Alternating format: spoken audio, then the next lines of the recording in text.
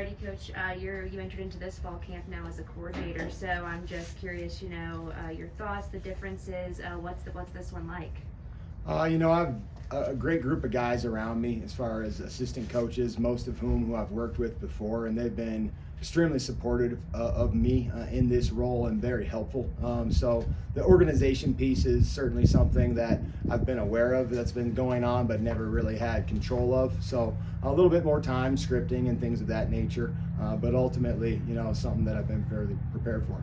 Yeah, yesterday a lot of the players talked about your care for the university coming through and all the preparation you do with them. Can you just speak to your care for Montana State and how much pride you take in this job? Yeah, I think I have a unique perspective because I've been in their shoes. I've been here as a player, played here from 2004 to 2008, so not too long ago, not too far removed to kind of understand the pitfalls that guys could fall into here in Bozeman, and also understand the different things that, that Bozeman community has to offer too. So, this is still a relationship business. I mean, there's a lot of headlines made about the transactions that go on with the NIL and the portal and things of that nature, but this is always going to be about getting to know my guys, getting to know these players and developing that relationship so they get to know me as well. That's the funnest part of the job really for me. You're obviously coming from linebackers coach, losing Nolan this year, obviously.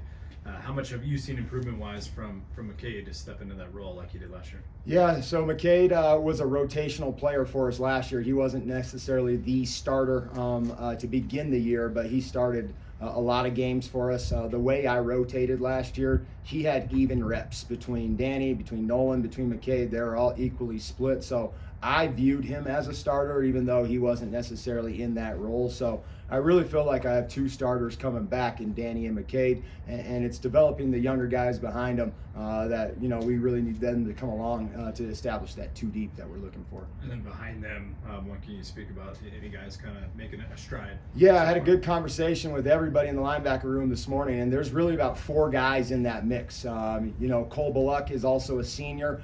He's playing will linebacker. He's competing with Bryce Greavy, who's a freshman, also playing that will linebacker.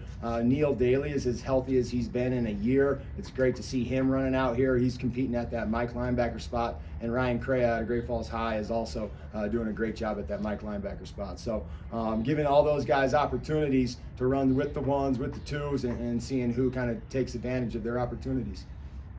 How would you speak or describe kind of the collaboration between you and Sean and just the other position coaches on defense? Yeah, this defense, we're not reinventing the wheel. One of the reasons why Coach Vegan trusts me in this role is we're going to keep it very similar to what we've done in the past for our players. We don't want them to have a huge learning curve because there's a new coordinator in the building. So a lot of things that we've been teaching, probably 90% of what we've done in the past is still going to be a part of who we are. It's just that other 10% where, when you're a position coach and you have different ideas that the coordinator doesn't necessarily take, we've been able to incorporate some of those things, whether it's with the defensive line and Coach Howe, and on the back end with Coach Owens and Coach Shepard. What kind of is some philosophies, tenets as a play caller, as a coordinator? Yeah, we're not going to give up explosive plays. That's one thing that we're harping on. Leverage is a huge piece to being a great tackling outfit, so we're putting a massive emphasis on tackling with great leverage and understanding where our help is coming from. But ultimately, we want to be aggressive too. All right, so there's going to be a good mix between playing coverage and getting after the quarterback. And if we need to do that by blitzing, we can. But I certainly think the front 4 that we have is going to give people problems as well. Yeah, okay. Just I guess speaking of that front 4, losing a guy like Sebastian from last year, I guess what do you think of that depth so far, being able to kind of fill in? I've been very pleased. Alec Eckert had an excellent spring. He came a long way from day 1 to day 15 in the spring, and he's kind of picked up right where he left off. Another face that hasn't been with us for about a year is Zach Black. So that's another guy who's competing for that 3 technique spot. Blake Schmidt, Paul Brott. I feel like we have a young group and a veteran group of young guys and a mixture of old and new as far as those interior defensive lineman spots. And, I'm very pleased with where we're at, but we still have a long ways to go. You kind of spoke on the emphasis of what you guys are doing, but what in your mind or opinion do you guys need to work on most coming into this season? You know, I didn't feel like we tackled as well as we could have last year.